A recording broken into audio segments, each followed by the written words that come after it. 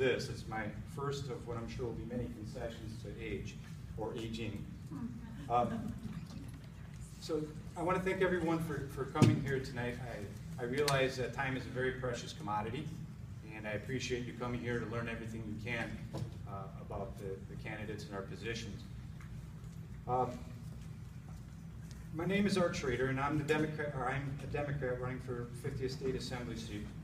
I've chosen to run for State Assembly because, like you, like many of you, I believe that our elected representatives have made many short-sighted decisions. And unless something is done, and done quickly, I'm afraid that the worst is yet to come. As a community banker, there isn't a day that goes by that I don't talk with someone who has been negatively impacted by those decisions. Frankly, I don't know anyone in the 50th Assembly District who has asked for our roads to be neglected, our schools to be defunded, our most vulnerable citizens to be used as political pawns.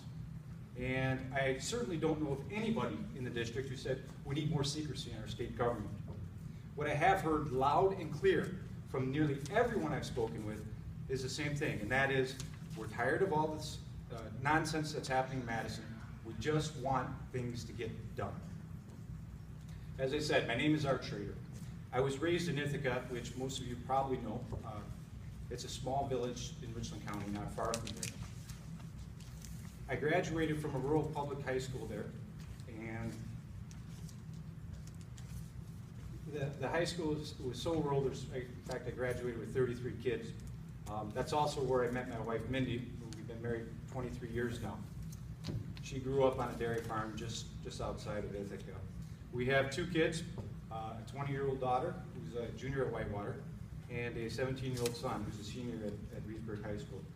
After graduating from Ithaca, I went to the University of Wisconsin, Richland Center, a two-year campus.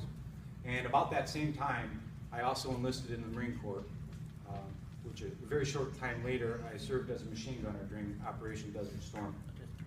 After returning from the Middle East, I continued my education, graduating from Winona State University with a degree in political science and history.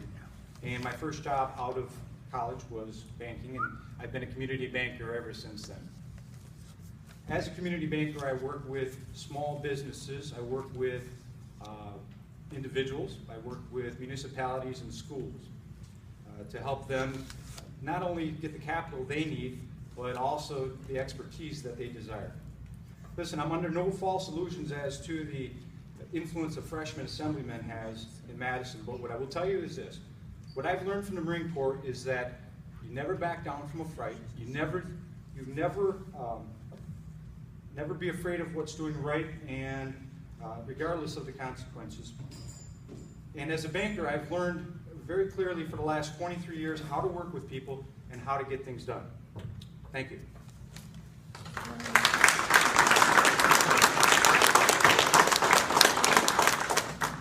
Thanks to those who made this event possible and to those for attending. I believe this race is fundamentally about ethical values that keep leadership pointed towards change. Are we the party of the middle and working classes? Or are we the party of lobbyists from big business? Can we make changes that will get the economy moving and bring prosperity to the people? Or will we talk in half measures and just nibble around the edges of injustice? I've discovered there are actually two Democratic parties in Wisconsin. The public one's made of hardworking people, the grassroots, county parties and caucuses. We activists locally work together to build a statewide ratified platform. I agree with that platform. I've knocked doors, built floats, been a chairman of my county party, and used my carpentry skills to help build our office and maintain it. 7 years ago, I saw a need for rural areas to have more input into the urban-dominated Democratic Party. So I started the Rural Caucus, because I care the party's relevant out here. But there's another side of the DPW, the one that works behind closed doors. The dark side ignores our platform so it can make deals in secret. It trains candidates to raise enormous sums of money, but to say as little as possible about the issues. It breaks its own rules whenever convenient. It controls the caucuses to keep them weak.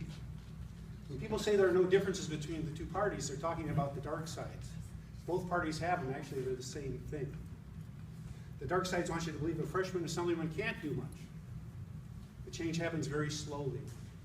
The dark side of the DPW didn't do much when it was in majority. It sure doesn't want you to get your hopes up now. The approved playbook for candidates says, keep it simple, stupid. Don't confuse the voters with ideas, the truth, or facts. Hug your dog. Smile. There is no nuance in this primary. We need to strongly support our Democratic platform. And we open the doors to the Capitol and let the sun shine in.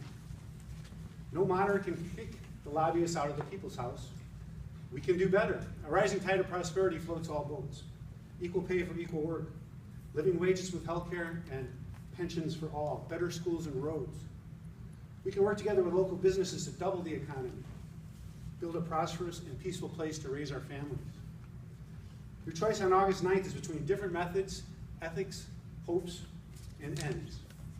I'm a person who understands the step-by-step incremental process. That's what building is. And I need a vision to make sure progress is real and moving towards our goals. That's what blueprints are. I'm a many-faceted, well-educated blue-collar guy, and I build things that last. I'm a dad who wants to look my kids in the eye and say we pulled our state and our country back from the brink of disaster. We used our brains and our hearts and our souls to cut through double talk and deception. Oops. And I'm out of time anyway.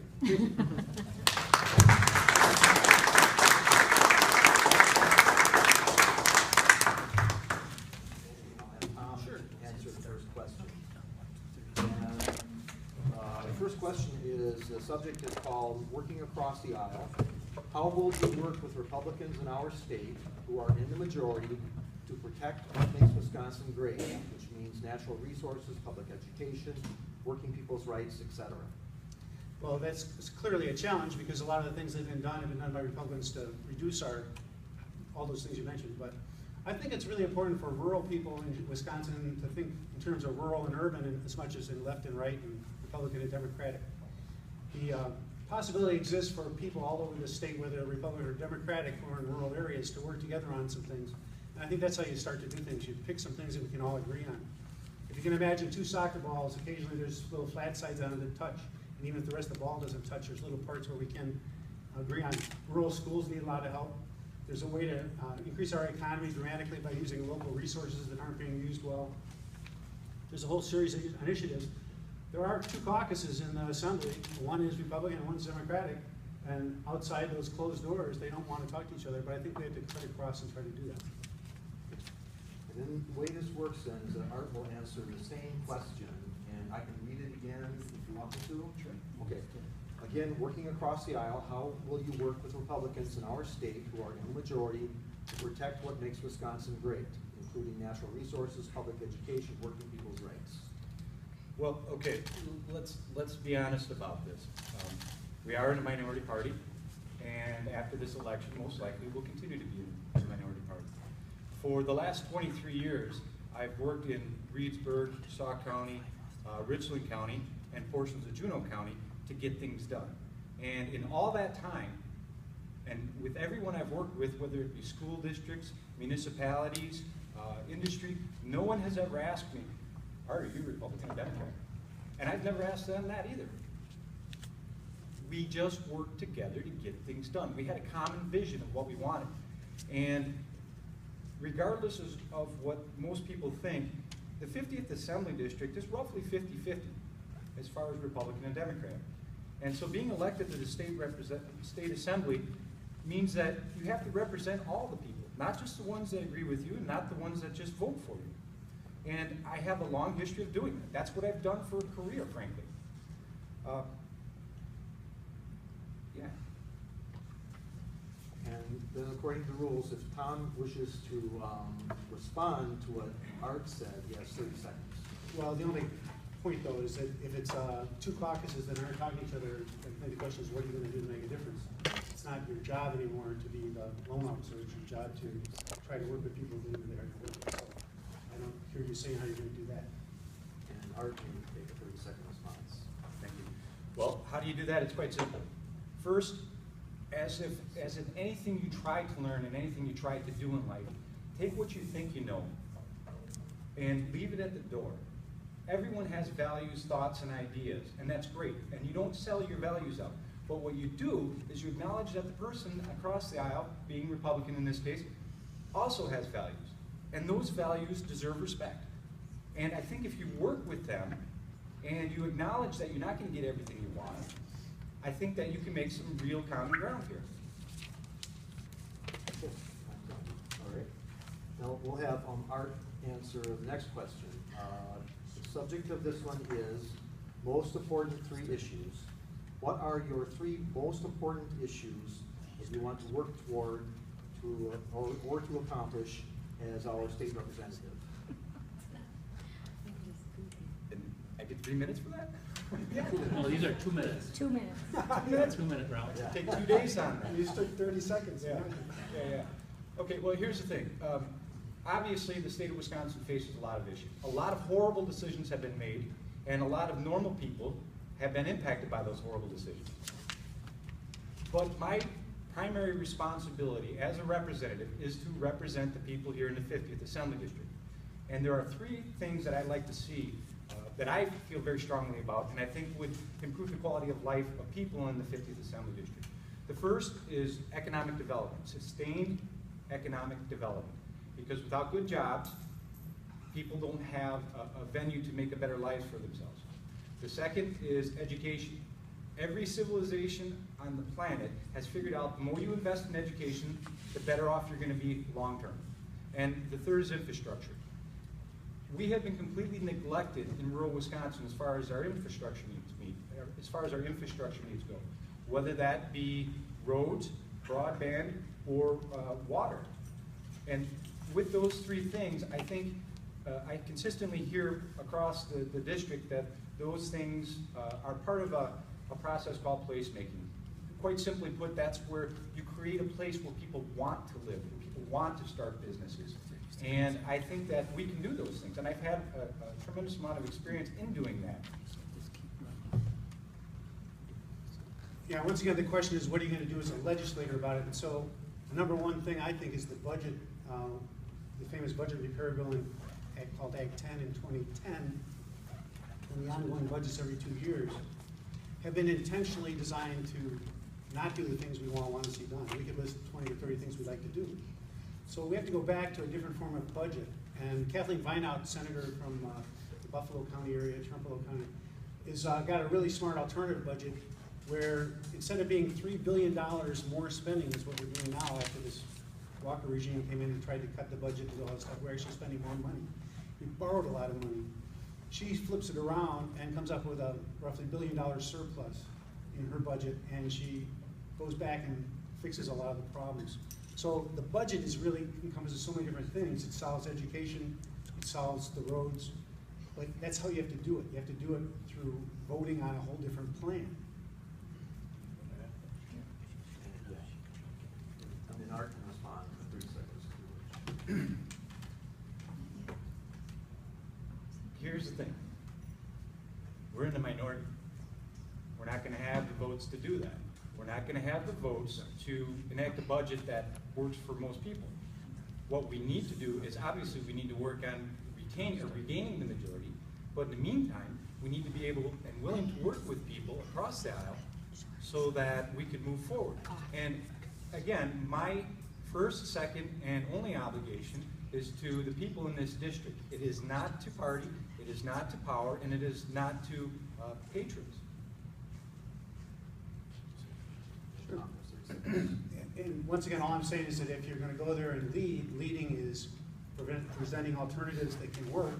There's already people there who are doing it, such as Kathleen Vineout, but there's other people doing it too. And so we have to find ways to educate the public and get them to elect different people if they're not going to go along with the plan. Following a thing that's not going to work because we're the minority, to me, is not the answer. The leadership is the answer. Okay. Next question, and Tom will start this one. The subject is WEDC, Wisconsin Economic Development Corporation. What would you do to address the failures of this so-called corporation to the Wisconsin taxpayers? Well, this is one of the bombs that was dropped, or one of the pieces of shrapnel of the bomb that was dropped in Act 10. Excuse me, I'm falling out of this chair. There's another chair that's not. Yeah, maybe I'll switch it to this. That'd be a good idea. One of the things that was done, they shut down the recycling, or dramatically reduced the funding for the recycling program to fund WEDC. And the first $124 million that WEDC had in its hands, it either gave away or lent without any paperwork. And I'm sure local bankers would be shocked that that even happened, but it did happen. None of those people have been investigated, to my knowledge, and it's just quite amazing.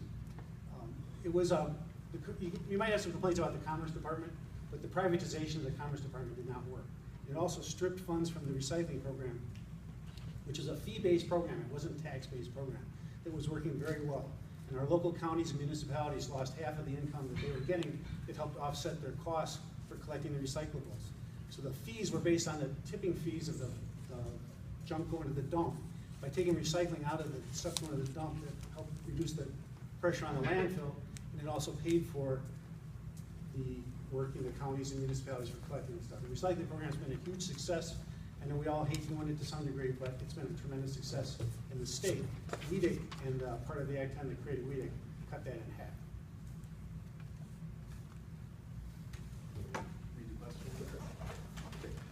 What would you do to address the failures of this so-called corporation? We're within my power, and hopefully it will be, and hopefully we can assemble a caucus of the same. I would get rid of WEDC. Plain and simple, it doesn't work. It's a failed experiment that the governor and the Republican legislature took from the ALEC playbook. Plain and simple. Listen, the idea that you can give away the kitchen sink, the kitchen table, and everything to get corporations to come in and create jobs, that's old school. That doesn't work anymore, guys. It just doesn't work. So what happens is we end up giving things away. And frankly, it's been about $1 billion right now, and by my math, and forgive me, I'm a banker, so by my math, that comes to about $72,000 per job that's been created. Now, I want you to think about what you could do with $72,000 per job. I've been doing business development here in the 50th Assembly District for a long, long time. And I'm telling you, there are a lot smarter ways of doing this without wasting taxpayer dollars. And there's some simple ways of doing this, quite frankly. We have a number of entrepreneurs throughout the 50th Assembly District. We have hard workers here. We have people who want to get ahead. And my experience in banking, and in fact, I just read a book called the, I forgot what it is, the E problem or something. And what they say in there, and it's been my experience as well, is that businesses, smart up businesses, don't fail because they're not good at what they do. For example, you may start a florist shop. You may be the absolute best florist in the world, but that doesn't make you a good business person. And that's where the expertise can come from. If we stop eviscerating our UW system and our UW extension system, I don't know if you guys are aware of this, but the UW extension not only supports farmers, but there's an economic component of UW extension as well. We bring those people in, we work with local lenders to get the capital that's needed, and the state of Wisconsin doesn't have to spend this ungodly amount of money to get virtually nothing. Oh, did you want to? No rebuttal. All right, shall we move on to the next question then? All right. So Art will answer this one.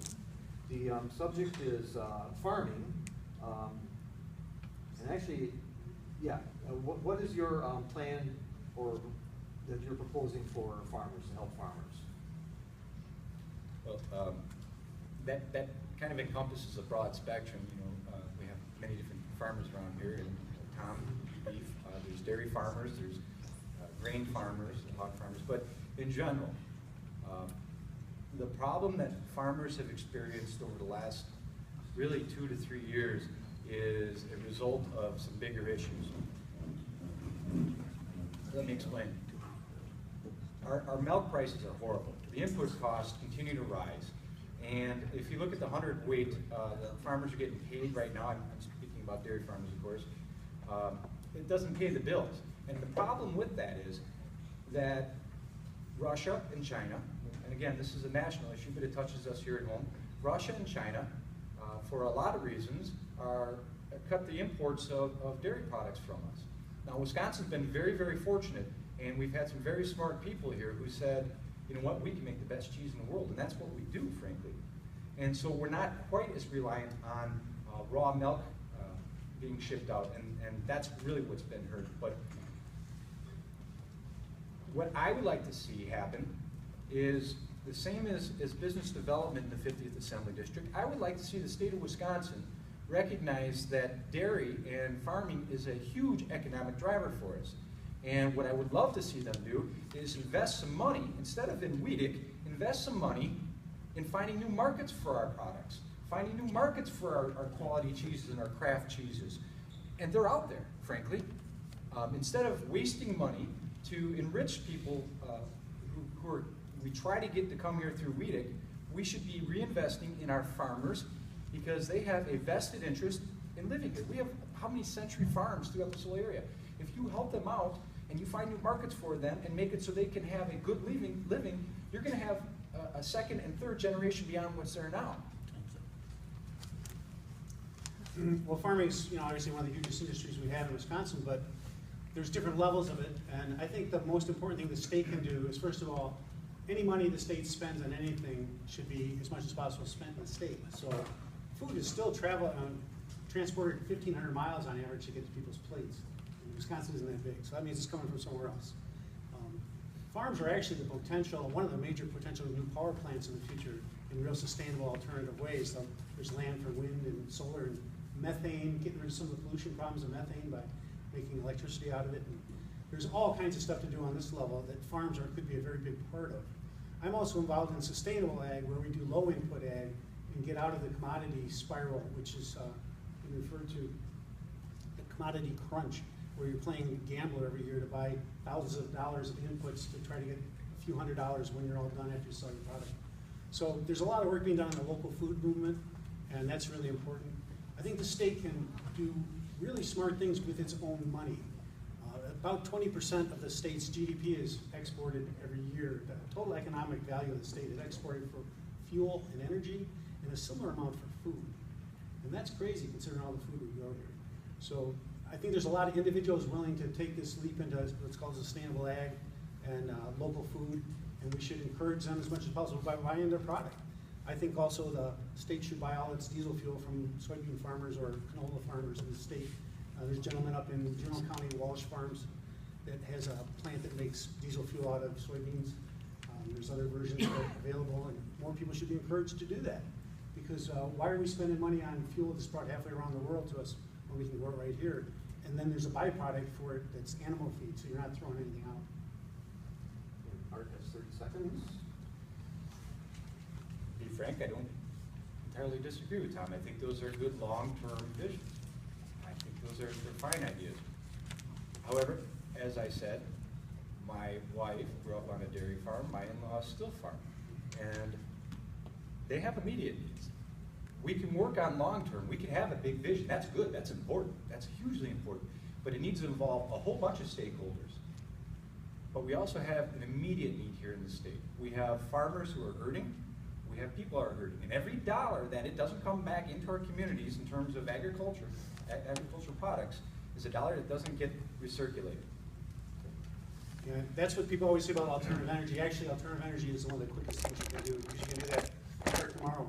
If we have it in a year, we could have a huge amount of alternative energy. Next question. Farms offer a lot of possibility. You have 30 seconds in there. No, you already did. No, I didn't. Oh, I'm sorry. No, That's right. Next question. I'm ready for another. If elected, what will you do to support small business? Well, it's the same thing we're just talking about. Right now, we've got all this money that goes to very large operations, many of whom are out of the state. And frankly, as consumers, that's our responsibility that we're doing that. So anyone who individually cares, they can start tomorrow and quit doing that. But there are so many small possibilities.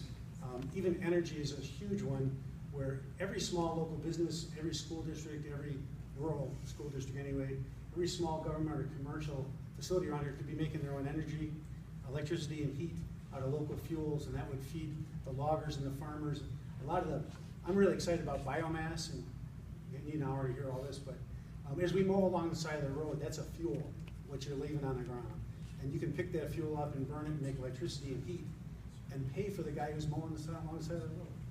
There's all kinds of possibilities, and these can be small businesses doing it, or they could also be the local municipalities doing it. If elected, what will you do to support small business? I have been supporting small business, not just as a consumer, but as someone who works in the financial industry locally as a community banker for 23 years. I have helped innumerable businesses start up, and even more so, it's not just a matter of writing a check and saying, here you go, guys, good luck. It's working with them day in and day out, and that's where I go back to, I just remember the name of the book, I think it's called The E-Myth, where most businesses fail or don't live up to their potential simply because they don't have the knowledge. They don't know how to run a business. They're very good at what they do, but they don't know how to run a business.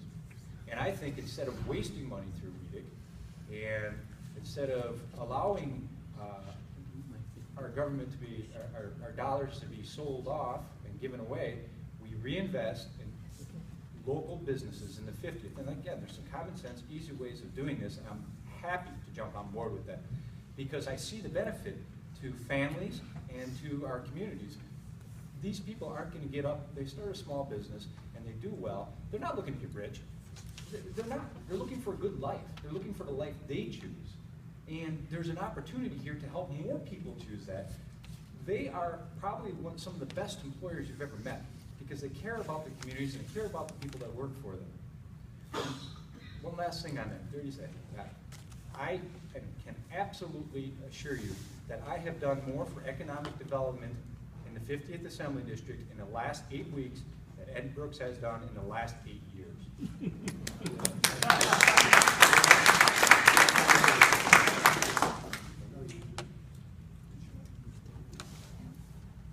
have 30 seconds if you want. No, let's let I have another question. Another question, all right. Our question then, the subject is public education. How do you suggest we fund public education versus private?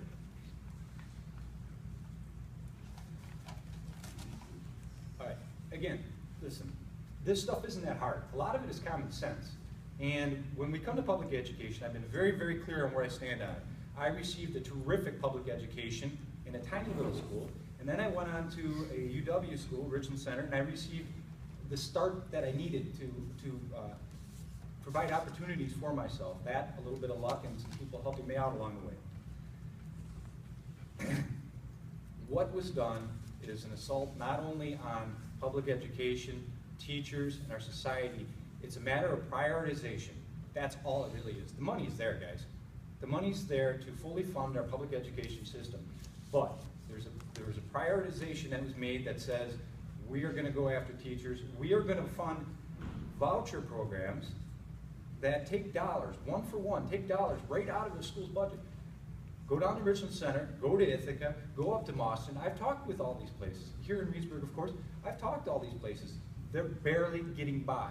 The university system, the UW Center and UW Baraboo, I've met with the dean and I've talked with them. And they tell me, listen, we made the cuts we can make, there's nothing more we can cut. Anything else, we don't know how we're going to keep the doors open. I've talked to school districts, the administrators in each one of the school districts, and they say the same thing. We've cut what we can cut, we're deferring maintenance, we're going to have roof problems, we have bus problems, we don't know how we're going to pay for these things. It's a matter of prioritization. And I want to say one other thing about that. I was recently endorsed by WIAC, and I was endorsed by WIAC because they know where I stand on these issues, and frankly, they know I'm the guy who can get things done for them. Well, the state funding has been a problem for quite a few years, and it actually started long before Act 10. Both sides of the Assembly and Senate, both parties, agreed to a program that made the structural deficit in the 90s, in the 2000s, that was called Economic Qualified Offer, or something like that. Yeah. So the point is they created this difficulty that then all of a sudden Act 10 was designed to fix. So it's like setting a trap and then you catch the mouse and now you got the problem, right? So it's been a long time coming. The best budgets that we've had for state funding were 2/3 from the state and 1/3 locally. Right now we're about 49% locally, and it's through referendums that people are doing this. That just can't go on. People aren't going to keep doing referendums. The schools are going to fall apart. There were some ambitious goals for creating some of these schools, and they built too big of buildings in some areas, and there's all kinds of issues. But ultimately, I think the local population should be responsible for the buildings. I think the state should be responsible for the programs. The state's mandating programs, they should be paying for it, and that comes out about to the 2/3, 1/3. If a school district's rich enough, they want a hockey rink, they can build it on their own, that's fine. But the quality of the school inside the doors when it comes to the teaching should be the same for everybody. As far as WEAC endorsing, that's a small group of people that did that. The teachers haven't made their endorsement. That's on August 9th, excuse me, August 9th. Art has 30 seconds. All right, so one thing I touched on, but we didn't go far enough with it, is the voucher program. As I said, I went to a public school. I feel like I had a terrific education there, and it allowed me a lot of opportunities. And this voucher program and the expansion of voucher programs over the next 10 years is going to be devastating. It is going to be absolutely devastating, particularly in a rural district like we are. There are going to be schools that aren't going to be able to survive. And these schools are also the nucleus of our communities in rural Wisconsin. And I just don't think that's something that I want to see. One other point with the voucher program, my time's up, so come and see me later. Tom, 30 seconds. Yeah, and I agree the voucher program is a disaster. If people want their own private school, they should do that. But when they take the cherry pick the best kids and the kids that don't have the physical needs, and frankly, if those kids are so great, they need to be in the public school and help their other kids learn to grow up. And you know, our teachers are teaching tolerance and compassion and caring, stuff that's being missed in the home because of the problems we have with our economy and everyone's working and losing our families. So schools are taking over from that. So splitting them up doesn't work. Okay, next question. Tom, we'll start this one. What are your thoughts on where money should be focused? And there's several things listed here. Education, rehabilitation, drug abuse programs, as opposed to incarceration. Right. Well, I think 1 in 100 males in America is in jail, and some crazy number like that is incredible. We're the most jailed population in the world. We've got priorities all really mixed up. There's other places in the world where people get rehabilitated and they become useful members of society. Part of it's racism. I mean, we have all kinds of issues in the society that are endemic, that have been going on for hundreds of years. The biggest thing is really jobs. And if you look at the inner cities where a lot of the problems are the greatest, certainly, or even our towns where there's bad economics, people are hanging out and they don't have anything to do because they don't have jobs. So there's a big, long bunch of stuff we got to do to fix this country. And spending more money on prisons isn't it.